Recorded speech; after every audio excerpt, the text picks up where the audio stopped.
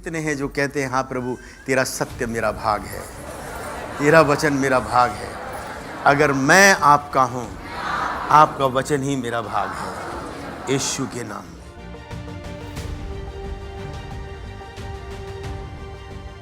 अब ये जिसने 15 साल की उम्र में, हो सकता है 15-16 साल की उम्र में ऐसा कार्य करके दिखाया, इतने बड़े दानव का सामना किया जिसका कोई भी सामना पूरे देश में राजा समेत कर नहीं पाया।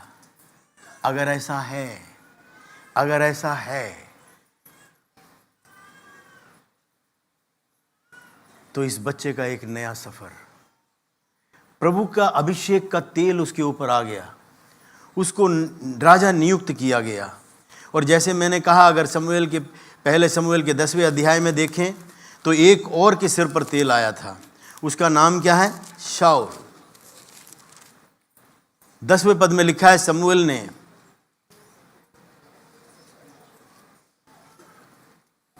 पहला शमूएल 10वां अध्याय उसका पहला पद, उसमें लिखा है उसने तेल की कुप्पी ली और उसके सिर पर डाला। किसके सिर पर? शाऊल। और क्या किया? उसे चूमा और उसको क्या कहा? अभिषेक किया है। अब 16वें अध्याय के अंदर आए, उसने क्या किया? उसने तेल लिया और उसके 13वें पद में, 16 का 13, तब शमूएल ने अपना तेल का सींग लेकर उसके भाइयों के मध्य में उसका अभिषेक किया। किसका? दाऊद का। और उस दिन से लेकर भविष्य को परमेश्वर यहोवा जगत के सृष्टिकर्ता का पवित्र आत्मा दाऊद के ऊपर क्या? तब शमूएल उतर कर वहां से चला गया। मेरे प्रियो, इन दोनों के ऊपर आया। लेकिन एक 15 साल की उम्र में उसने कुछ ऐसा कार्य करके दिखाया, इसी अभिषेक के कारण, जो पूरे सेना में राजा शाऊल तक नहीं कर पाया। लेकिन उस दिनों से उसके ऊपर संसार की भाषा के अनुसार एक बड़े समस्याओं का पहाड़ तांता इसके ऊपर टूट पड़ा, और दूसरी भाषा में बोले तो ऐसा लगता है जैसे नरक फूट पड़ा। सिर छुपाने को जगह नहीं। अपनी कहानी दुख के लिखने के अलावा अगर वो किसी और उस सत्य वचन को अपने हृदय में न रखता तो उसके पास किसी और चीज के लिए जगह नहीं थी। शाऊल जो राजा हुआ वो तो अपने महल में, अच्छे जगहों पर, लेकिन ये बालक जिसने कुछ तगड़ा काम करके दिखाया, किसके लिए? परमेश्वर के राज्य के लिए। लेकिन कुछ समस्या हो गई। दोनों जीवनों को देखते हैं, एक अपने जीवन के लक्ष्य को पूरा कर पाया, एक लक्ष्य को पूरा नहीं कर पाया। दाऊद ने अपने जीवन के लक्ष्य को पूरा किया। दूसरे शमूएल 5वें अध्याय के अंदर हम देखते हैं कि सारे लोग उसके पास आए और उसको क्या कहा कि तू हमारे मांस का हड्डी का हड्डी और मांस का मांस है। उस देश के लोग उसके पास आ रहे हैं और कह रहे हैं तू हमारे ऊपर प्रधान बन, तू हमारे ऊपर राजा बन। उसके दूसरे पद में देखिए क्या लिखा है, कहते तुम हमारे ऊपर तू ही प्रधान होगा। परमेश्वर का वचन तेरे पास पहुंचा कि तू हमारे ऊपर शासन करेगा। ये वो लोग हैं जो उसके साथ मित्र बंधुता में नहीं थे। ये वो हैं जो शाऊल के साथ उसकी विश्वास योग्यता थी। लेकिन अब ये 30 बरस का हुआ। कितने बरस का हुआ? उसके 1, 2, 3 पढ़िए, दूसरा शमूएल 5वें अध्याय का। उसमें लिखा है सारे लोग राहत उसके पास आए और क्या बोला? तो हमारी ही हड्डी का हड्डी और मांस का। ये ऐसा कैसे बोलने को आए? इस 15 वर्ष की सफर में यहां पर उसके ऊपर सिर का तेल उसके ऊपर आया, अभिषेक का, पवित्र आत्मा उतरा। और 15 साल के अंदर, 15 वर्ष के प्रभु के साथ में जो उसकी यात्रा थी, उसने अपने आप को उसके ताए हुए चरित्र से लोगों के सामने प्रमाणित कर दिया। नंबर 1, जो कुछ वो करता था परमेश्वर के वचन पर करता था। क्या? और दूसरा, जो शाऊल था जिसके ऊपर प्रभु का तेल आया, उसके जीवन में कुछ समस्या नश्वर हो गई। आज मेरे और आपके सामने चुनाव है। क्या मैं जिस कार्य के लिए चुना हुआ हूं, मैं अपने लक्ष्य को पूरा करूंगा या कहीं बीच में खो जाऊंगा? एक बात याद रखना, परमेश्वर आपके जीवन में आपको बुलाहट देता है। वो आपके जीवन में भेंटों को, वरदानों को देता है।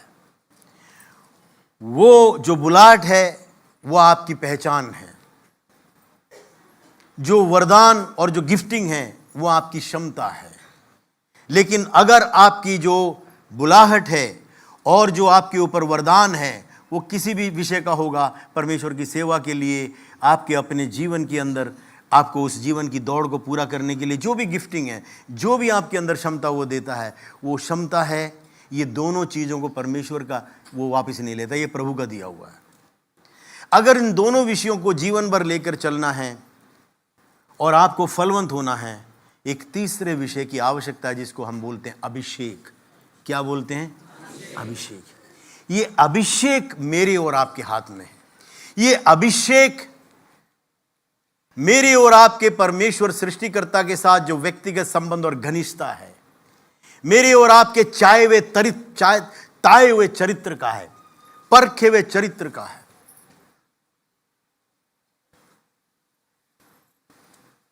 नीति वचन में लिखा है 4:23 के अंदर, सबसे अधिक अपने मन और हृदय की रक्षा कर। अभिषेक में चलना है तो सबसे अधिक मुझको और आपको अपने मन और अपने हृदय की हमें रक्षा करना है। हम बाकी सब चीजों की रक्षा करने की बात करते हैं, लेकिन हृदय और मन की नहीं। दाऊद का अपना बेटा सुलेमान के द्वारा लिखा हुआ है। बहुत से लोगों का कहना है नहीं दाऊद एक अच्छा पिता नहीं था। इसी 4 अध्याय के 1, 2, 3 जरा पद को पढ़ेंगे, जरा देखिए जल्दी से, नीति वचन। हाँ और समझ प्राप्त करने में मन लगाओ जी, क्योंकि मैंने तुमको उत्तम शिक्षा दी है। आगे चलिए। मेरी शिक्षा को ना छोड़ो। हाँ, देखो मैं भी अपने पिता का पुत्र था। कौन बोल रहा है? राजा सुलेमान बोल रहा है, जो दाऊद का पुत्र है, जो परमेश्वर की ओर उस प्रजा का दाऊद के बाद राजा बनने के लिए चुना गया। पुत्र अपने पिता के बारे में कह रहा है। ये पुत्र दूसरों की शिक्षा दूसरों को दे रहा है। जिसने शिक्षा पाई है, जो आज्ञाकारिता में चला है, वही दूसरों को नसीहत दे सकता है। जो आज्ञाकारिता में नहीं चला, वो दूसरों को ओबीडियंस, आज्ञाकारिता नहीं सिखा सकता। आर्मी का एक नियम है, एक स्लोगन है, जो आज्ञा में, जिसने आज्ञा मानना नहीं सीखा, वो दूसरों को कमांड नहीं कर सकता है। मुझको और आपको परमेश्वर के वचन और उसकी आज्ञाकारिता में चलना है, तभी मेरी और आपकी पीढ़ी हमको और आपको देखकर आज्ञाकारिता में चलेंगे। कितने लोग कहते हैं मैं अपने आने वाली पीढ़ियों के लिए उदाहरण हूं। परमेश्वर ने जिनके उद्धार के लिए रखा है, मैं उनके उद्धार के लिए, उनके लिए उदाहरण बनकर जीने के लिए मैं चुना गया हूं। आप सुनिए, आपके जितने भी संतान और पीढ़ी हैं, आपके विषय में यही कहने पाए। उस तीसरे पद को पढ़िए। देखो मैं भी अपने पिता का पुत्र था और माता का अकेला दुलारा था। जी आगे चलिए। और मेरा पिता मुझे यह कहकर सिखाता था, तेरा मन मेरे वचनों पर लगा रहे। जी, तू मेरी आज्ञाओं का पालन कर, तब जीवित रहेगा। कितनों ने कहा ऐसा ही हो? 2 और 3 दोबारा पढ़िए। क्योंकि मैंने तुमको उत्तम शिक्षा दी है। क्या है उत्तम शिक्षा? आगे चलिए। शिक्षा को ना छोड़ो। कौन सी शिक्षा? देखो मैं भी अपने पिता का पुत्र था। ये अपने पिता दाऊद के विषय में कहता है। मेरे प्रियो, वो उसने एक बात सीख ली, 23 और 24 पढ़ दीजिए, 25 भी पढ़ दीजिए उसी का। सबसे अधिक हाँ। अपने मन की रक्षा कर, जी। क्योंकि जीवन का मूल स्रोत वही है। और आगे, टेढ़ी बात अपने मुंह से मत बोल। टेढ़ी बात अपने मुंह से मत बोल। बोलिए। इन वचनों को मैं आज अपने जीवन में ले लेता हूं। टेढ़ी बात मेरे मुंह में नहीं है। टेढ़ी बात ने मेरा पता नहीं जाना है, उससे मेरा कोई सारोकार नहीं है। आगे चलिए। और चालबाजी की बातें कहना हाँ। तुझसे दूर रहे। जी। तेरी आंखें सामने ही की ओर लगी रहे। बोलिए, चालबाजी की बातों, चालबाजी की बातें मुझसे दूर रहेंगी, उसका मेरे साथ कोई रिश्ता नहीं है।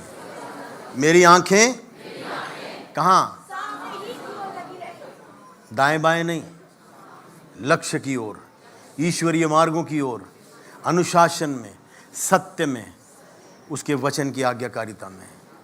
और तेरी पलकें कहाँ की ओर? आगे की ओर खुली रहे। जो इंटेलिजेंस के लोग होते हैं उनको शिक्षा दी जाती है, उन्हें प्रशिक्षित किया जाता है कि वो किस तरह से पकड़ते हैं भाई चोर कौन है। कहते बात करते करते बाद में वो नीचे नीचे नीचे देखेंगे, वो आंखों में नहीं देखेंगे, हाथों के इशारे से, खासकर आंखों से। परमेश्वर का वचन हमें हिदायत देता है कि आंखों में आंखें डालकर बात करने का। जब आदम की सृष्टि हुई, रचना हुई और उसके अंदर जीवन का श्वास फूंका और वो जीवित प्राणी होकर उसने आंखों को खोला, सबसे पहले उसने आंखों से, अपनी आंखों के सामने किसको देखा? अपने रचने वाले को देखा। प्रभु की कभी परमेश्वर की इच्छा नहीं थी कि उसकी आंखों से उसकी सृष्टिकर्ता की ओट हो, कभी वो उसकी दृष्टि से ओझल हो। मैं और आप उसके वचन में उसको देखते रहेंगे। कितनों के पास वचन है? ऐसे देख सकते हैं? जरा देखिए। अगर आपने इस वचन को देखा, आपने यीशु को देखा। किसको देखा? क्योंकि यीशु ने कहा जीवन की रोटी मैं हूं। आदि में वचन था, वचन परमेश्वर के साथ था और वचन ही परमेश्वर था। कौन है ये? यीशु। क्या हम उतना अधिक प्रेम और मूल्य इसको दे सकते हैं? अगर ऐसा है तो आप कहेंगे इस वचन को मैंने अपने हृदय में रख छोड़ा है ताकि मैं तेरे विरोध पाप ना करूं। आप कहेंगे कि ये जवान अपने मार्ग को किस तरह से शुद्ध रख सके? अपने उसके वचन को हृदय में रख छोड़ने से। फिर आप कहेंगे हे प्रभु, तेरा वचन मेरे मार्ग के लिए उजियाला है, मेरे पांव के लिए दीपक है, मेरे मार्ग के लिए उजियाला है। 130 119 भजन उसके अंदर लिखा है, तेरे वचन के प्रवेश होने से विकास होता है, उससे भोलों को समझ प्राप्त होती है। मेरे प्रियो, ये भोला भोला नहीं रहता, ये समझदार बन जाता है, क्योंकि वो वचन अपने हृदय में समझौता है और ये वचन उसको अपने लक्ष्य में उसको आगे पहुंचाता है। कितनों ने कहा ऐसा ही हो? अब यही विषय है इन दो। एक है जिसने अपने जीवन में सब कुछ जो किया वचन से किया। हर कदम पर दाऊद पूछता था, हे प्रभु मैं क्या करूं? संकट के समय में, खुशी के समय में, जीवन के अलग अलग विषयों परिस्थिति के अंदर। पहला शमूएल 30वें अध्याय के अगर हम 8वें वचन को देखें, ऐसे समय में जब उसके पत्नी बच्चे सब उठा लिए गए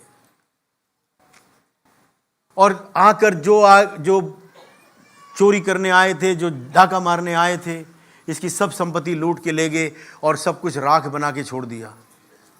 और उस वक्त उसके साथ में जो इसके टुकड़ों पर पले हुए थे 650 लोगों ने पत्थर उठाया, कहता है इसी के कारण नहीं, उसके कारण नहीं, इसके कारण तुमने जीवन पाया, इसके कारण तुमने सब कुछ पाया। तेरे बच्चे पत्नी कहाँ से हुए? इस व्यक्ति के कारण हुए, उस प्रभु के प्रेम के कारण, इसके मार्गदर्शन के कारण हुए। इसकी रक्षा करने वाला भी वही था। मेरे प्रियो, इस पृथ्वी में कार्य करने वाला झूठ का जो स्रोत है, जो झूठ का स्वामी है, जिसको दुष्टता का प्रभाव हम बोलते हैं शैतान, उसका काम क्या है कि आप ही के हाथ से, जिसने आपको उद्धार पहुंचाया, जिसने आप तक वचन पहुंचाया, उसी का विनाश आपसे करवाने के लिए वो आपको उपयोग करता है। अगर आपने किसी को वचन बताया और आप उसके उद्धार का कारण हुए, जब आप उसके मार्गों से थोड़ा इधर उधर हो जाते हैं, वो आप ही को उन लोगों से अपने जीवन के कुछ अनुभवों से जिसमें हम सचेत नहीं होते हैं, हम अपनी गलतियां कर जाते हैं, हम प्रभु से हट के स्वाभाविकता में आँख के बदले आँख, कान के बदले कान, नाक के बदले नाक, हम वो जैसे को तैसा करना शुरू कर देते हैं और हम उन लोगों को खो देते हैं। अभिषेक प्रभु के व्यक्तिगत, हमारे और आपके व्यक्तिगत घनिष्ठता के संबंध से है। जो प्रभु का अनुग्रह है, जो प्रभु का अभिषेक है, उसकी बुलाहट वो कभी नहीं छीनता है। उसकी गिफ्ट, जो उसके वरदान है, भविष्यवाणी का हो सकता है, चंगाई का हो सकता है, प्रकाशन का हो सकता है, ज्ञान के वचन, बुद्धि का वचन। पौलुस कहता है पहाड़ों को हिला दो, कुछ भी कर लो।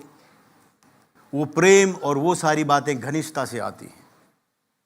ये पहले दो विषय, चाहे आप परमेश्वर से दूर भी भागो, ये बुलाहट और उसके वरदान आपके जीवन में बने रहेंगे।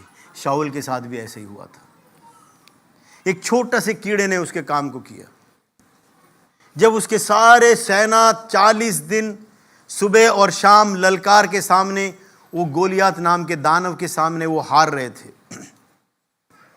40वें दिन सुबह अपने पिता का भेजा हुआ ये कहने, इसके पिता ने कहा भाई 40 दिन हो गए, जरा जा अपने भाइयों की खबर लेके आ, ये भुने हुए चने ले जा, ये पनीर ले जा,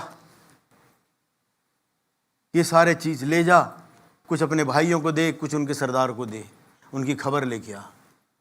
ये बच्चा वहां पहुंचता है 15 साल का। वो देखता है कि एक दानव इतने बड़े परमेश्वर के लोग कहे जाने वाले लोग को ललकार रहा है।